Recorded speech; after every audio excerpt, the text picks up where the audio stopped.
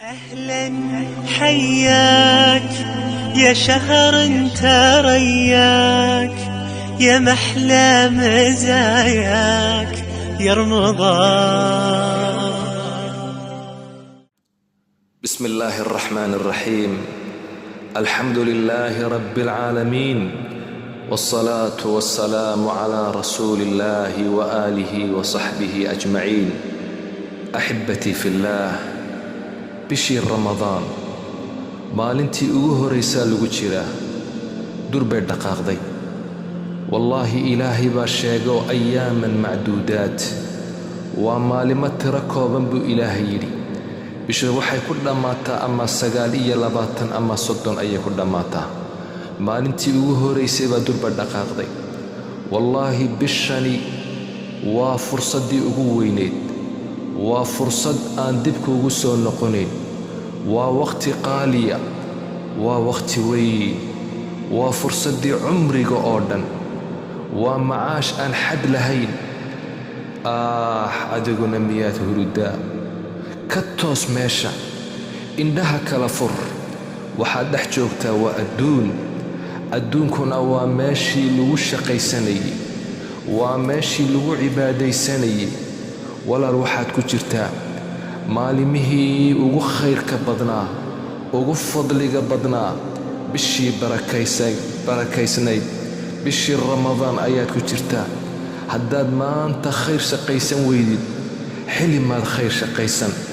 haddaad maanta cibaadaysan weydid, xili maad cibaadaysan.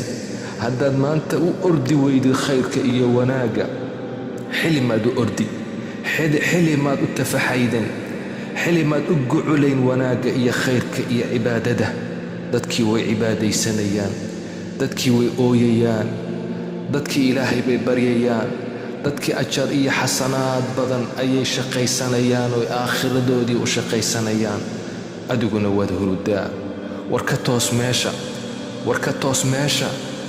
ma waxaad sugaysaa inaad dhimatid? ma markaad dhimatid baad shaqaysan? ma markaad ka tagtid daartan adduun, daartii lagu shaqaysanayey, ma markaad ka tagtid ee daartii abaalmarinta ayaad shaqaysan doontaa? wallaahi walaalkaygii macaanaayow, wallaahi dadkii dhintay maanta waxay arkayaan xaqiiqada. waxay arkeen xaqiiqadii bay arkeen. waxay arkeen wixii ay soo shaqaysanayeen abaalgudkiisii bay arkeen. adigu waxaad ku sugan tahay maanta daartii lagu shaqaysanayey, beri toolana waad dhiman, daartii abaalmarinta ayaad tegi doontaa. dadkii dhintay waxay tamaniyayaan, waxay doonayaan in adduunkii dib loogu soo celiyo si ay u soo shaqaystaan xasanaad, ajar badan ay u soo shaqaystaan. wallaahi 2 rakacadood oo ajarkooga ay shaqaystaan ayaa uga khayr badan adduunka iyo waxa ku sugan oo dhan. 2 rakacadood ay tukadaan ayay ka jecel yihiin adduunka iyo waxa ku dhex jira oo dhan.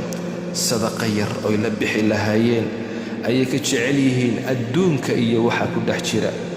ilaahay waxa uu yidhi: anfiquu mima rasaqnaakum من قبل أن يأتي أحدكم الموت فيقول رب لولا أخرتني إلى أجل قريب فأصدق وأكن من الصالحين.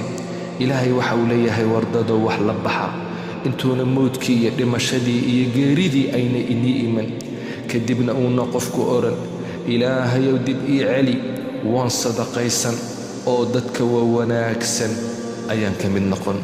إلهي وحوليه والشقيستا حتى إذا جاء أحدهم الموت قال رب ارجعوني لعلي أعمل صالحا فيما تركت. markay geeridu u timaado, xaqiiqadu markay u timaado in nebi aadan waxa uu oranayaa rabbiyow dib ii celi, lacallii acmalu saalixan, ina wanaag soo shaqaystaa laga yaabaa fiimaa tarakt. ilaahay waxa uu leeyahay war shaqaysta, war orda oo wanaagga u orda adduunkan inta aad joogtaan. maxaa yeelay waxaad joogtaan daartii lagu shaqaysanayey. war waxaan ku jirnaa maalimihii khayrka badnaa. naftan han dadaalno, cibaadada han ku dadaalno, haddii kale waxaa iman doonta maalinuu qofku leeyahay low anna lii karratan fa akuuna min almuxsiniin way dib maa la ii celiyo maa dib noqosho dambe mayay jirto waxaan noqon lahaa dadka wanaagsan ayaan ka mid noqon lahaa. waxay doonayaan maanta dadkaasi ahlu qubuurkii haddii la celin lahaa inay soo shaqaysan lahaayeen, inay sujuud ku jiri lahaayeen, cibaado inay ku jiri lahaayeen. waxaa la wariyaa qof dadkii wanaagsanaa ka mid ah ayaa waxa uu soo maray qubuurtuu soo maray, xabaalaha ayuu soo maray, wuu u duceeyey, kadibna geed xabaal agtiisa ah ayuu iska seexday. kadib waxa uu ku riyooday qabrigaa ninkii ku jiray ayuu ku riyooday oo u dhawaaqaya oo leh yaa haadaa innakum tacmaluuna walaa taclamuun wanaxnu naclamu walaa nacmal. war ninkan hurdow waxaad joogtaan daartii, waad shaqaynaysaan, waxna ma ogidiin, annakuna waxbaan ognahay laakiin ma shaqaysan karayno. war labadaa rakacadoodeed meeshaa ku tukatay ayaan ka jecelnahay adduunka iyo waxa ku sugan oo dhan. kac oo shaqayso, wallaahi haddaad og tahay waxa ku jira, waxaa jira aakhiro, maad seexateen in yar. wuu boodaa la yidhi oo wuu cibaadaysan jiray weligii. ibraahiimu taymi, nin wanaagsan oo dadkii wanaagsanaa ka mid ah, ayaa waxa uu yidhi waxaan suuradaystay iyada oo naftaydu ay naarta ku jirto, waxaan sawirtay aniga oo naarta la igu tuuray oo dacaamkii iyo cuntadii ahlu naarka zaquumkii cunaya, cabayaa sharaabkii ahlu naarka loogu talagalay, dheecaankii iyo dhiiggii aniga oo cabaya, aniga oo silsiladihii naarta la igu jiijiidayo. naftaydaan ku idhi maxaad doonaysaa? naarta dhexdeedaan kula sheekaysanayaa naftayda. waxaan ku idhi nafay maxaad doonaysaa? waxay tidhi waxaan doonayaa in adduunkii la ii celiyo si aan u soo shaqaysto. markaasaan waxaan ku idhi nafay waxaasi riyu ahaayee adduun baad joogtaa ee shaqayso. dadkii wanaagsanaa sidaas ayay ahaayeen. aakhiradooda may iloobayn, way shaqaysan jireen, fursaddii walba ee arkaan way ka faa'iidaysan jireen. adu maxaad uga faa'iidaysan laadahay bishan dhaqaaqday durba? maxaad uga faa'iidaysan laadahay? waa adigaa dadkii arkaya way cibaadaysanayaan, salaatu taraawiix bay tukanayaan, salaadihii iyo faradkiiba xagga hore ku jiraan, soonkoogii way dadaalayaanoo way soomayaan, sadaqadii bay la baxayaan, wanaaggii iyo khayrkii bay ku dadaalayaan. adu maxaad u seexanaysaa? adu maxaad dadka u xamanaysaa? adu maxaad shar ugu jirtaa?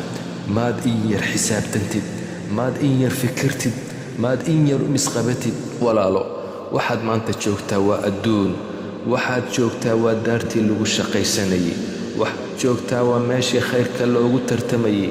beritoole waxaad tegi doontaa aakhira, tegi doontaa waa daartii abaalmarinta weeyaan. maanta wax walbaad qabsan kartaa. maanta ilaahay waxa uu kuu xariistay ofse iyo wanaaggiisa ka mida inuu ku soo gaarsiiyey bishan khayrka badan, uu ilaahay cumrigii kuu ballaadhiyey. hurdada ka toos. ilaahayow wanaag iyo khayr ayaan ku weydiisanay ee naga yeel yaa arxam arraaximiin. وصلى اللهم على سيدنا محمد وآله وصحبه أجمعين.